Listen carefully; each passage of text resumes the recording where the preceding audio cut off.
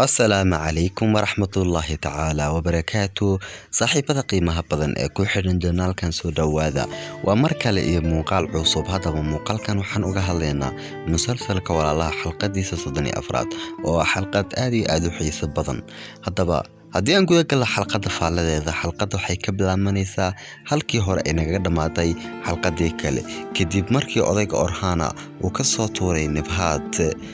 dabcan dabaqa sare college-ka kabacdi iyaduna ay dhulka ku soo dhacday. hadaba ninkii Dooruka ayaa ku soo ordaya isagoo leh hooyo ku baraya indhaha fur hooye waa ku baraya indhaha fur ayuu dhayaa. sidoo kale isagoo xanaaqsan ayuu dadka ku dhahayaa maxaad ila soo fiirinaysiin maad wacdiin gargaarka degdega ah, sidoo kale maxaad ii soo fiirinaysiin. wixii intaa ka dambeeyay ninka kahaan lagu magacaabo ayaa mobilkiisa la soo baxaya isagoo wacaya dhakhtarka oo emergency ah. hadaba marka uu waca ka bacdi dhakhtarka waa uu imanaya, Nabhatna waa la soo saari doonaa ayadoo dabcan gaarigaasi la saari doono si dhakhtarka loo geeyo. Dooruka ayaa raaci doona, sidoo kale Kaan iyo ninkan kale ee Caakifa gaarigooda ayaa soo kaxaysanayaan ayagoo sida ugu dhaqsiyaha badan ku aadaya isbitaalka. wixii intaa ka dambeeyay waxaan tusayaa dhanka kale qoftii Jamiile ahayd iyo ninkii lagu magacaabayay Tolga oo isla hadlaya. Jamiile Tolga waxay ku dhahaysaa Tolga bal iga war xafladu maysan soconin, laakiin Tolga waxa uu ku dhahayaa maxaa xafladu socota, xaflada khalkhaldan ayaa ka dhacay. ninkan Caakib lagu magacaabo xaaskiisa Nabhat ayaa ka soo dhacday dhanka kore. wixii intaa ka dambeeyay dhakhtarka oo qaadan xafladina halkaas ay khalkhal ku gashay. Jamiile waxay dhahaysaa maxaa tiri ii sharax waxaaga. wixii intaa ka dambeeyay haddii aan ka nimaano dhankooda waxaana la tusayaa dhanka kale iyagoo isbitaalka jooga Dooruka iyo hooyadiis iyo dhammaan intii kaleba. hadaba marka qoftan lagu magacaabo Nabhat marka dhakhtarka la geliyo, Dooruka ay isweydiinayaan arrinkan sida uu ku dhacay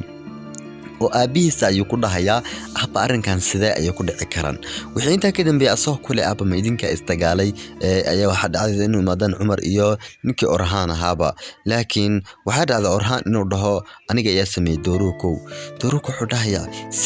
sayid waxaan wax walba samaysay. Caakif iyo dadka dhan waxay dhahayaan arrinkan shil ayuu ahaa iyo arrin si lama filaan ah ku dhacay, laakiin Dooruka runtii arrinkaas kama dhacayso. odayga Orhana ayuu ku qaylinayaa, laakiin ninkii Cumar ayaa hor istaagay wuxuu dhahayaa wariya codkaaga hoos u dhigay ayuu dhahayaa waxaanoo dhan waad u jeegtaa in ay shil yihiin isna deja ayuu ku dhahaa. Dooruka wuxuu dhahayaa siin soo dejiya qofka dhiman rabta waa hooyadeeda miyadan u jeedin, laakiin halkooda ama labadooda dhexdooda muran weyn ayaa ka dhalan doona. halka marka u dambeysay dagaal sheekadu gaadhay, laakiin isma dagaal muran xun ayaa ka dhalan doona, codad la isku qaado. xitaa Kaan waxa uu helin doonaa walaalkiisa. hadaba haddii aan ka nimaano murankooda dheer ee waqtiga socday, waxaa dhacda in ninka Orhana uu Caakif ay qol halkaas isla tagaan kabacdina Caakif Orhan wax walba uu faansiyo uu ku dhaho hadda carruurta meesha ka kaxee oo iskaga taga. minaha carruurta meesha ka kaxee oo iskaga taga qadir ruuxiisa shil bay ahaayeen ma waalantahay Nabhat ayaad meesha ka soo tuurtay, haddii wax ku dhacaan maxaa dhacayo dhahayaa. wixii intaa ka dambeeyay odayga Orhan lagu magacaabo waxa uu go'aansanayaa in uu meeshan ay iskaga tagaan isaga Cumar iyo way iskaga soo tagi doonaan meesha. laakiin Dooruka waxa uu sheegay haddii hooyadeeda wuxuu dhahay Dooruka haddii lacala hooyadeeda wax gaadho ballan way arrinkan waad ka shalayn doontiin waana idin xisaabtami doonaa. hadaba wixii intaa ka dambeeyay markii Orhan iyo Cumar iyo dhammaan guriga iskaga soo baxaan dhakhtarka oo ka imaadaan dhakhtarkaasi iskaga imaadaan waxay iman doonaan gurigooda ayay iman doonaan.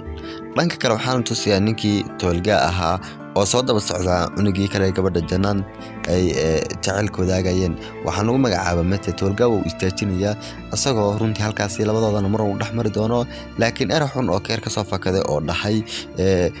Tolga iyo ani iyo Jamiile wax naga waxay xitaa hadii wax naga dhaxyaan asagoo leh ayuu feedhaya cunuga. wixii inta ka dambeeyna cunugu dilaya keer uu iskaga soo tagayaa oo waa uu hanjabi doonaa si xun asagoo ugu hanjabaya ka yar ayay kala tagi doonaan. dhanka kale waxaan la tusayaa Shengul iyo Orhan oo iswareysanaya ayoo ka hadlaya arrinka runtii. hadaba Shengul ninkeeda waa ay dhiirigelinaysaa iyadoo kale Nabhat way caafimaad doontaa, laakiin si loo filaana IBK ay u soo gali doonto. IBK-na waxaa la soo hadashay qoftii Suusiyahayd waxaan u sheegtay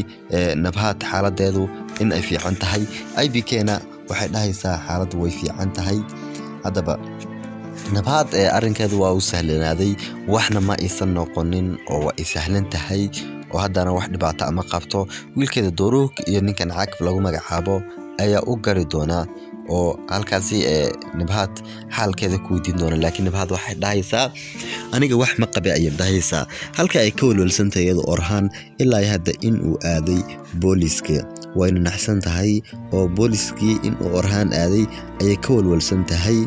hadaba Caakif ayaa dejinaya oo ku dhahaya wax dhibaato ah ma jirto Orhan wax ma aadin marka xaafadda tagna ayaan arrinka ku hadlaynaa hadaba filimka waxaan tusaya asagoo leeyahay hal asbuuc ka bacdi Umar iyo Asiya oo quracanayaan tusaya sidoo kale odayga Orhan aha waa uu walwalsan yahay oo daarada isku fadhinayaan Umar iyo Asiya waxay isu diyaarinayaan in ay aadaan college-ka ay isu diyaarinayaan oo college-ka saasi ku aadaan dhanka kale waxaan tusaya qoftii Nabhat ahayd oo gurigeeda la keenay iyadoo hadda caafimaad qabta wiilkeeduna uu ka taxadarayo wiilkeeduna uu leeyahay wax walba baantaan ku sameynaya kabacdi wiilka ee Doruk waxa ka gaadhaya college-ka aabisa walada daan wuxuu dhahayaa hooyada wuxuu baatay la soo hadal aniga ayaa u sameynaya Caakifna waxa uu ku dhahayaa waxba ka cabsan anigii weynaaba halkan joogay waxba ka cabsan ayuu dhahayaa wixii inta ka dambe waxaan tusaya dhankaas college-ka waxaana la rabaa in ay ciyaaraan sidoo kale basketball ay rabaan in ay ciyaaraan waxa halkaas kala taagnaa ninka lagu magacaabo Kan iyo Doruk waxa soo agmari doona Umar iyo Uldan laakiin Harika ayaa hadal haynaysa ilaa hadda maxay soo xanaaqsan yihiin ayadoo leh wixii inta ka dambeeyay dumarka jimicsi oo kaliya la siinaya sidoo kale waxaan sheegaynaa ninka Orhan ahaa in asagana shaqada laga buriyay sidoo kale dhanka kale markii la wada imaado meesha ay gabdhahana ay sameeyaan jimicsiga waxa dhacda raggana in la dhaho laba isu qaybiya Kan iyo ninkan kale ee lagu magacaabo Doruk iyo sidoo kale Umar iyo Uldan ay isqaybin doona ayagoo u qaybsamaya 2 iyo 2 si ay isla ciyaaraan kubadda wixii inta ka dambeeyay waxa bilaabanaysa ciyaarta laakiin ugu horinta fudud waxa bilaabay Doruk sidoo kale Uldan ayaa si xun u galaya asagoo kolba mid tuuraya halka ciyaarta markii u dambeysay Umar uu hal gool dhaliyay kuwan kalena ilaa hadda ay buuqsan yihiin Uldan ayaa si xun u tuuri doona Doruk laakiin Doruk asagoon hadlin ay soo kici doona wixii inta ka dambeeyay Doruk ayaa soo orday asagoo meesha ku riidi raba ayaa waxa dhacay Umar si ula kaca in uu ka tuuro Doruk oo xanaaqaya Umar ay soo tuuraya buuq kale ay halka ka furmaya laakiin ninka ciyaarta wada amal Peter ka dhahaya wad ku qalintiin arrinkan waxaan xisaabtami doono maamulaha maxay isu dagaalaysiin oo waxa uu u dirayaa inay maamulaha aadaan hadda Shengul waa oday aan waxaysanin oo wax ma hayso shaqadiisa sidoo kale waa laga soo buriyay dhanka kale waxaan tusaya ninkii lagu magacaabayay maamulaha dugsiga Mudane Brak ayaa wuxuu xukumayaa 40 arday istagaashay waa Umar iyo Uldan iyo Doruk iyo Kambe ayagoo isagoo xukumayo leh hadii xitaa mushkilada in dhaxtaalo waxa fiican inta farsiina ku hadashiin maxay isu dagaalaysiin waxaad ahaydeen dad fiican aniga hadda wax nima yeelay mar damana ma laga yaabaa in istagaashiin hadda si sheegay ma istagaali doontiin ayagoo waxa dhahayaan ma mar dambe ma dhaxayso wixii inta ka dambeeyay maamulaha waxa ku ciqaabayaa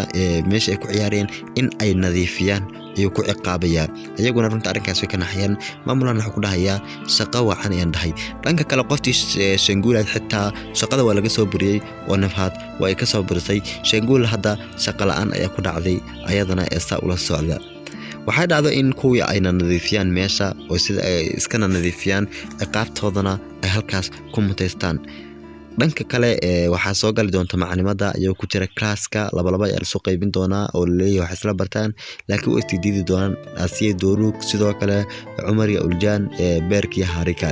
labadaasi ay isu qaybin doonaan oo saas waaye hadaba ugu dambeyntii markii ay soo galaadaan labada casarka ay isu qaybiyaan waxaana la tusayaa ninkii Rasuul ahaa iyo qoftii Suuzan ahayd oo shirkadda joogaan Maxamed waxay ka wada hadlayeen arrimaha iyaga u khaasa ama shirkadda ku saabsan waxay ma doonaan ninkii Caakif ahaa asagoo le mar walba kuwan saas soo gara taageen runtii kulli waa erkiisa wuxuu ku hadlayay waxuuna ka maseersan yahay labadan wada joogooda aan ku soo koobno ninkan lagu magacaabo Caakif iyo Suuzan oo murmaya oo sidaasi ku murmaya dhanka kale waxaan tusayaa qoftii gabadha yar lagu magacaabay Jannaan markii dhaw taxana lagu soo daray ayaa waxa uu iman doontaa Umar iyo Asiye markii uu timaado Umar iyo Asiye ka bacdi waxay u sheegi doontaa in runtii baliis in qoftii lagu magacaabay Jamile aysan la joogin gurigeeda ay la galin Umar ay ku odhanay ma istagaasheen markaas ka bacdi wuxuu dhahayaa waxay dhahaysaa qoftan Jannaan lagu magacaabo mana istagaalin laakiin nin xun ay jacayl la samaysatay ninkaas gurigiisa ayayna degan tahay Cumar wuxuu dhahay ma tolga ba ha nasiib dar waa tolga ay dhahaysa iyaduna wixii inta kale gabadhu waxa u sharaxaysaa in Jamila aysan gacanteeda ku jirin Jamila ninkaas xun ay raacday Jamila ninkaas tolga lagu magacaabay hadda la socoto hadaba dhanka kale hadina la tuso wali ilaa hadda Susan iyo ninka Caakif lagu magacaabay oo murmaysan ayadoo kule ما كما سيرتي أني رسول مركز كبعد حدا يسان قوم سير أنا كواحد هاي صاحب كاجي هره وحيالا بدنا لبدنا نواس كأرجني نقدر قفتك أيوة هي لكن عاكف يا ده لكن وحنكون شيء جاية إنك رسول لو ما جعابه وصلني سهل نهين ومن سوقيه iska ilaalin dhahaya sidoo kale nooca oo kale ma adriyaan iyaduna xanaaqaysa waxa dhahaysa nin nooceeya tahay warnin nooceeya tahay marka aad nolosheeda ku warmaysid ayadoo markaas ka bacdi labadooda halkaas muran ku dhax mari doono dhanka kale waxaan tusayaa qoftiisu seeyahayd ninkii kaanaya soo ordaya asoo gacanta ka qabsanaya gacanta marka qabsad ka bacdi muran ayaa labadooda dhax marax ku dhahaysa wax walbo dhamaan dadkan u sheeg in aan labadeena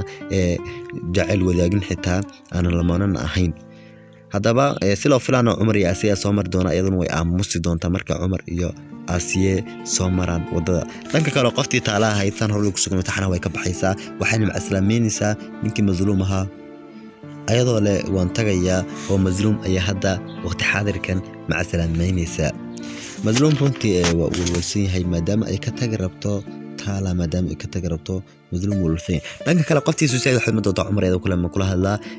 aniyo ninka ani hadda laga bilaabo kahan ani ma jecel ka waran laakiin Umar wuxuu dhahay jeclo ama jeclaan aniga wax iga ma jiro wax in ka faa'iideyn ma jiro arrinkan ma doonaa in sheegtid sababtoo ama ba xiiseynay ayadoo runtii arrinkaasi way ka nixi doontaa oo si xun uga nixi doontaa dhanka kale Uljan iyo Harika waxay la wadaagaysaa Uljan in dabcan ay iskuulka ay siin joogi doon hadii ay bixinaan lacagtan kale ayaguna waxay go'aansanayaan in ay lacagta aruriyaan ama xaflad yar oo boqortooyo ah ay qabtaan ayay go'aansanayaan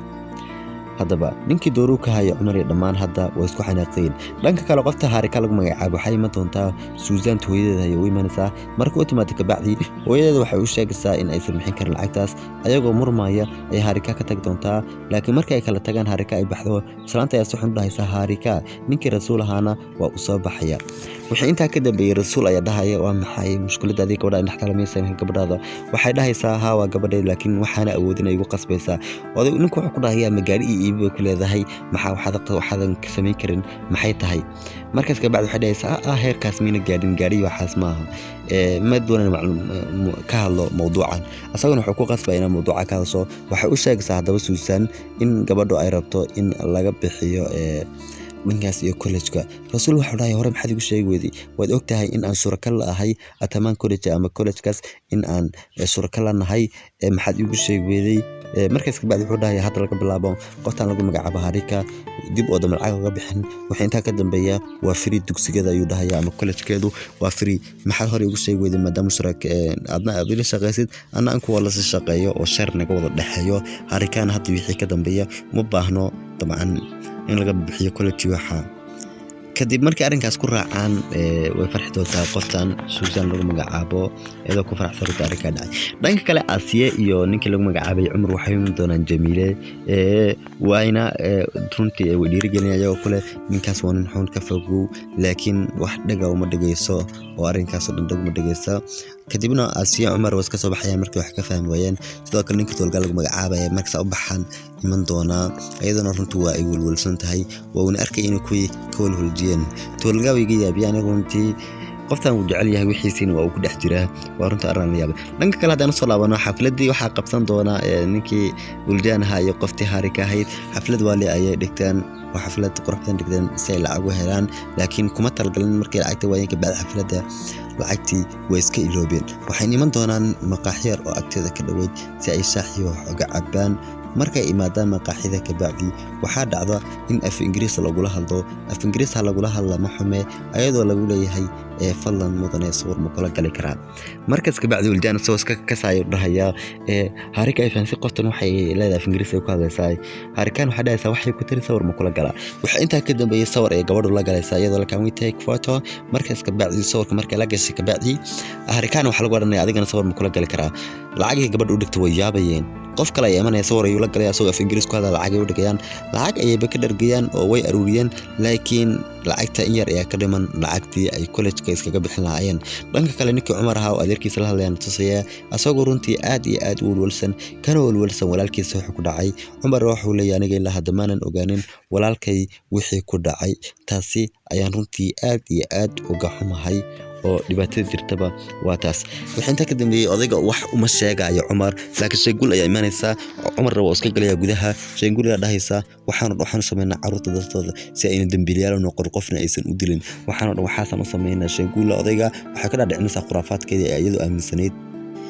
kadib markii ay ka dhaadhiciso khuraafaadka iyadoo aaminsantahay odagana uu ku adkaysto in uusan wax sheegin waxaana la tusayaa qoftii lagu magacaabay Harika iyo ninkii uldaanaha oo ismaac salaameynay laakiin Harika oo ma cali doonta Harika markii guriga soo gasho waxay dhahaysaa hooyo adiga kaama doonayna lacag bixiso aniga iska bixinaya idaabo qaawan gada laakiin Suudan waxay dhahaysaa gabadheeda loo filaan arrinka horta college-ka waan dhameeyay mana bixino sababtoo ah waxay dhahaysaa ninka rasuul lagu magacaabay waxa soo dhan bixiyay waxaana riya ma aha waan bixinay hadda kadibna lacag dambe oo la bixinayo ma jirto waan saas ayaan ku bixinay la soco Harika runtu way farxaysaa wixii inta ka dambeeyay labadooda cashayn doona iyadoo leh rasuulkaas fiican aniga runtu waa mantacladay rasuul iyadoo oo leh ninka kale ninka Cumar lagu magacaabay iyo ninkii kale ee mazluum ahaa waxay helayaan shaqo yar oo ay helayaan oo ay kuraasta meelahooda gageynayaan ama ay guri sharaxayaan ayagoo guriga sharaxaadooda ku jira ayaa waxa dhacday ninkii toolgaha inuu imaado toolgaha imaadama xume waxaana la tusayaa dhanka kale Ri'ata Kuul oo cashaynaya Ri'ata Kuul cashayn maxmuud dhacda in dooruku xagga kore wax u doono laakiin mawalkiisa ayaa soo dhici doona mawalkiisa markay aragtayna Aasiya soo wacayso qoftii nabahad way ku daminaysaa Aasiya sidoo kale Aasiya farin ay soo diraysaa xadiisa aniga kulma saalinsan u wada sheekeysano arrinka shaqada oo kaliya ka hadlaynay wixii inta ka dambeeyay nabahad ku qoslaysaa wax sidoo kale koolka ay dhileedaa in ay soo wacday koolkii ay soo wacday Aasiya ay meesha ka dhileedaysaa sidoo kale fariinta kaliya u reebay ayaan filaya hadaba dhan kale hadana soo laabana Cumar iyo mazluum hadda way shaqeynayaan waxa uu iman doona ninkii toolga ahaa toolga markuu uu imaado ka bacdi Cumar iyo toolga waxa dhaxmari doona runtooda muran dheer laakiin ninkii mazluum ahaa uu yar baxay xag dibadda ayuu joogaa hadaba toolga wuxuu ku dhahayaa aniyo Jamiile naga fogaada laakiin Cumar wuxuu dhahayaa naga fogaanay maxaa sameynaysaa naga fogaanin sidoo kale waligii naga fogaanayo ilaa ma inta aad ka fogaanaysid gabadhaas waan in dhib doonaa u dhahayaa labadooda muran dheer ayaa dhex jooga laakiin toolga wuxuu dumacsan inuu alaabtan jajabiyo Cumar oo dagaal ka dhaxeeyo hadaba Cumar waa uu tutuurayaa soo kulor meeshan iskaga baxay toolga laga naga fogaado wuxuu marka ninkan toolga lagu magacaabo iska socday wuxuu dhahayaa hadeen idaga fogaan way maxaa dhiciya ninkan lagu magacaabo toolga waa soo ordaya asagoo ku dhufanaya Fed Cumar waa xanaaqaya oo toolga ayuu soo qabanaya Fed ayuuna ku dhufanaya asagoo inta dul fadhiista iska feereynaya ayaa sila filaanay ninkan kale uu soo dul kicin doona oo ku dul fadhiisan doona ninkii mazluum ayaa jooga oo kala qaban doona sidoo kale laakiin nasiib darro alaabtii waa ay jajabiyeen alaabtan waxa ku qoran 2700 oo euro ayay ku bixinayaan alaabtaas ay jajabiyeen oo qiimaha oo ku qoran yahayba alaabtaas ay jajabiyeen dhanka kale ninkii dooruku lagu magacaabay oo walwalsan yahay hadaba waxay iman doonaan dhankaas iyo college-ka waxaana lagu tusi doonaa qoftii Harika hayday ninkii Uldaan oo isla hadlay sidoo kale Aasiya jooga halkaas Uldaan iyo Harika waxa dhaxmari doona runtii farxad iyo wanaag asoo kule ayagoo isku dararaya waxa inay isku horsheegaan waxay dhahaysaa Harika war qurux badan ay ku hayaan ku sheeg laakiin Uldaan ay ka dhexday warkay ka qurux badan aan ku sheeg wuxuu dhahayaa lacagtii college-ka soo aruuriyay in yar bas naga dhiman laakiin markaas ka bacdi waxay dhahaysaa bal adna arrinkaaga ii sheeg oo arrinkaaga ila wadaag Harika waxay dhahaysaa lacagta ha waxba ka murugoonin hooyadeeda ayaa xalisay college-kan waan sii joogi doonaa ay dhahaysaa wixii inta kadib habaya siinayaan way soo wareejinayaan sidii hindida baad ku barateen gacmaha ay qabsanayaan ayadoo mar kale u mahadcelinaysa Cumar iyo dhammaan Aasiya way daawanayaan ayagoo ku qosray laakiin arin dheer ayaa dhaxmaray filaya kuma soo koobi kar muuqaalkan si dheeraad ma doonayay marka muuqaalka xiga ayaan arrinkaas iyo faafaahinaadaas baan lagu baahin doonaa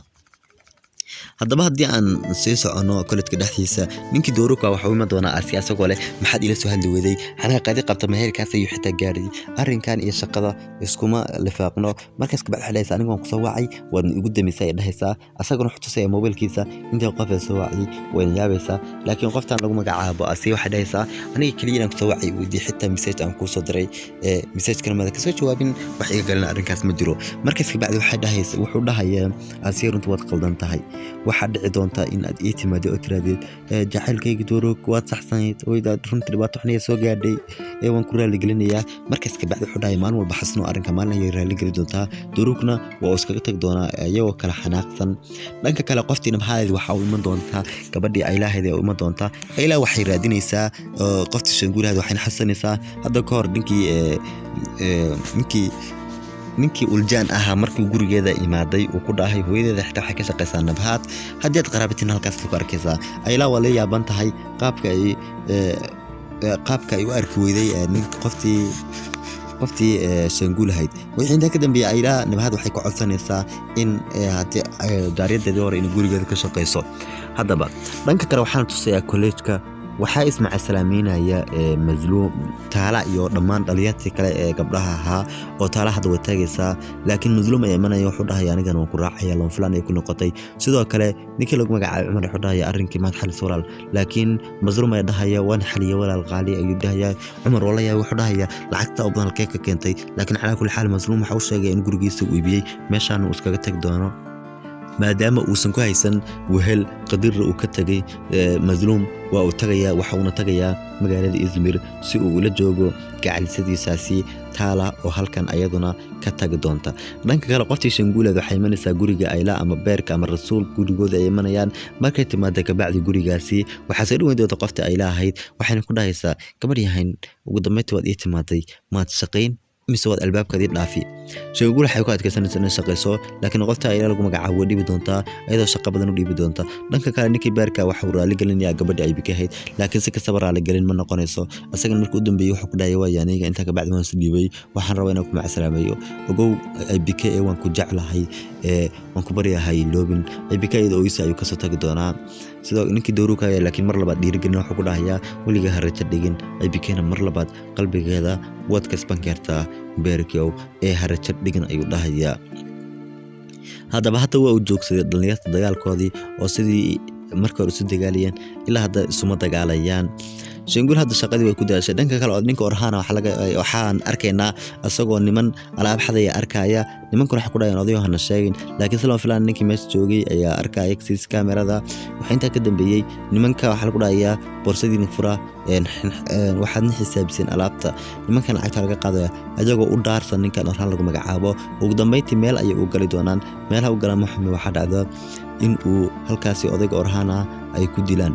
dhanka kale qoftii lagu magacaabayay Asiye waxay raadsanaysaa shaqo nadiifin ama guriga ay nadiifinayso oo shaqadii ay raadsanaysaa har raadsata maxamed markay shaqo saarayso guriga ay helaysaa guriga waxa la socota gabadheeda email ahayd sidoo kale gabadhu waxay ku dhahaysaa guriga nadiifiye iska tag bacdina anaga ma joogayno oo aan tagaynaa oo magaalo kale ayaan u yar safraynaa oo magaalada ayaan ka baxaynaa dhahaysaa isbuucaana waan maqnaanaynaa sa ula socdo gurigana iska sii xidhaada doonaysiin hadda doonaysiin si jooga intuu shaqadeeda iyo dhamaanayso waxaan tagayaa meeshaas wixii inta ka dambeeyay Asiye waxa uu iman doonaa Cumar iyadoo kule dadku inaga tageen oo uu iman doonaan habeenkaasi halkaasi ayay iska joogi doonaan iska joogaan maxay igu si fiican soo jooga ayuu waxa dhacday albaabka si loo filana in lagu soo qaraaco albaabka marka lagu soo qaraaco ka bacdi waxa lagu dhahayaa waxa Cumar ayaa dhahaya Asiye Soomaal oran qofna imanaya meesha waa maxay dadkan imaaday ayaguna runtii arrinkaas ay ka naxayaan albaabka markii la gargaraacay ka bacdi waxa soo galay doona nin xaaskiis Cumar waxa uu watay qaradii hanta kor inii sheegnayba asoo ku dhafay isla ninka ayaa dhahaya arwaka ha soo dhafana dikla xabada yariday Cumar waxa uu dhahayaa harid waan ku bariyaa waxa ma sameynaya anaga ma nihin tuugo ayuu dhahayaa oo kabacdi Cumar xabadda wuu ka xoogayaa ayagoo isku haysta xabadda waa dhici doontaa waxayna ku dhici doontaa gabadheeda Emir ahayd laakiin intan iga yaabso waxay tahay gabadha Emir dhiigba uma aragno halka Cumar markuu dambeys madaxa inta taabsaday uu dhiig yar arkay laakiin goosgooska saan aragnay xabaddu waxay kaga dhacday halkaas iyo garabka midig ee kaga dhacday haddana waxba uma jeednaba haddaba xalqadu halka ay ku dhamaanaysaa fadlan daawada channelkan soo wareegnay bay joog ee subscribe saar sidoo kale muuqaalka like saar waa maasantaan igu saaxiibkiina Khalid waxaan idinkaga tagayaa wassalaamu calaykum waraxmatullaahi tacaala wabarakaatuh